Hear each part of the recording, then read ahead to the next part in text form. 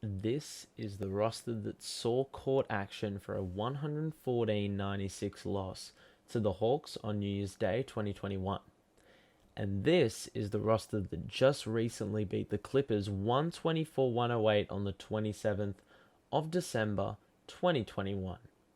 Excluding a select few, this roster is miles different for various reasons, COVID being one of those. But what I'm trying to say is the last 12 months have been a long time in the world of basketball, and a lot of shit has happened. Today, we reflect on the Brooklyn Nets year ahead of the final game of 2021 against the Philadelphia 76ers. You know the deal, drop a like on the video if you did enjoy. We've got plenty of content coming out, Brooklyn Nets related, sports related, in the coming weeks, so make sure to subscribe if you want to stay notified. But without further ado, let's hop right in. So as I showed you at the start of the video, there is quite a clear roster difference, but that's only scratching the surface. 38 players saw the court for the Brooklyn Nets in 2021, and this was without Spencer Dinwiddie because he got injured before the start of 2021. And we should also mention that there have been 12 new introductions this season. In 2021, our record was 68 wins and 31 losses, and that is good for a 69% win rate, so pretty good. If you ask me, that is 45 wins and 22 losses last season and 23 wins and 9 losses this season currently. Unless you add the playoffs, and the record becomes 75 wins and 36 losses, 68% win rate. In front of the Nets fans, sometimes, the Nets went 36 and 13 at home, and for the away supporters, 32 and 18. And these good records are held up by a solid 26-7 record for all the games at home in 2021 last season, and a 13-3 start away from home this season. Conference-wise, we are a solid 41 wins and 21 losses, including a 17-6 record so far this season, and we are also unbeaten in the division from 6 games this season. Overall, we are 13 wins and 4 losses overall in the division for 2021. Here's a breakdown of the records by month. As you can see, March and November stand out as the best months for Brooklyn this year. However, our best win streak was in February, where we were unbeaten for 8 games, beginning with a win against Indiana at home on February 10, before losing 17 days later convincingly to Dallas. Here are the easiest and hardest opponents for 2021. We did love to play Boston, who, if you include the playoffs, we hold an 8-1 record against, and the Knicks, who we gave a regulation sweep to, and I mean a 4-0 sweep, and Knicks fans won't be happy about this.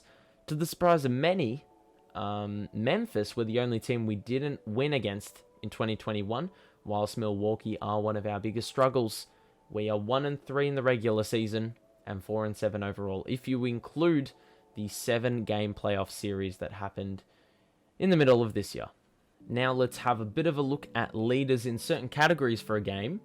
Kevin Durant showed the highest ceiling scoring-wise with a 51-point effort against Detroit this season, as well as 2 memorable showings of 49 and 48 on the big stage in the playoffs, and you will remember they were games 5 and 7. James Harden was very good distributing the ball. He had 18 assists in the Game 4 win over Boston, which is the best individual effort this season, or this 2021 calendar year, whilst his 17 assist effort against Portland is second best.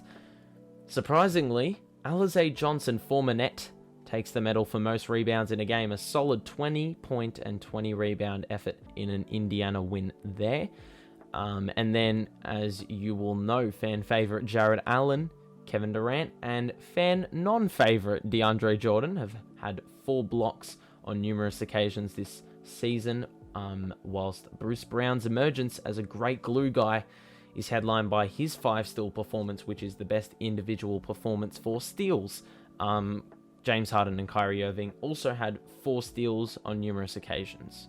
The Nets' offensive firepower was shown, scoring 147, which was their best offensive effort of the 2021 calendar year, against the young OKC lineup on January 29, all the way back in January, whilst their worst defensive effort of the year came a game later. In the agonizing loss to Washington, you will remember this one, conceding 149. We choked this big time. which basically was a summary in one game of, our defensive struggles for what was pretty much the majority of the season. There were many big moments in the 2021 year for the Nets. Sean Marks gambled all his chips to win a chip and capitalize on the championship window, picking up James Harden and giving away major draft capital, Taurean Prince, Rodions Kurucs, and two pioneers of the Nets' rise over the last few years, Jared Allen and Karis LeVert.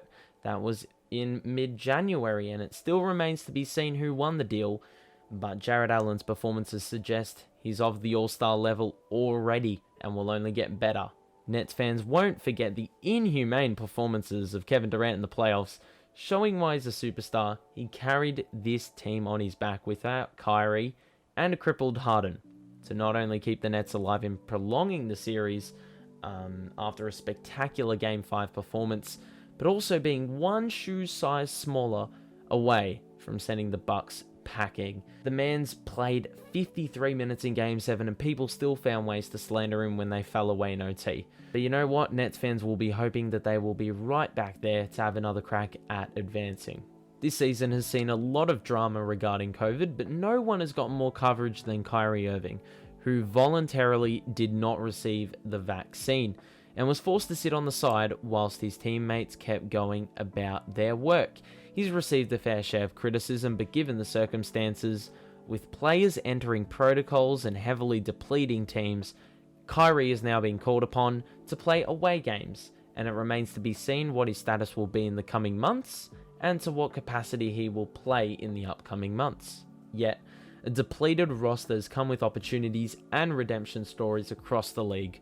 We've seen Cam Thomas, David Duke Jr. and Kessler Edwards all contribute to wins and provide a glimpse into a promising future with what they can offer. Questions will be asked though.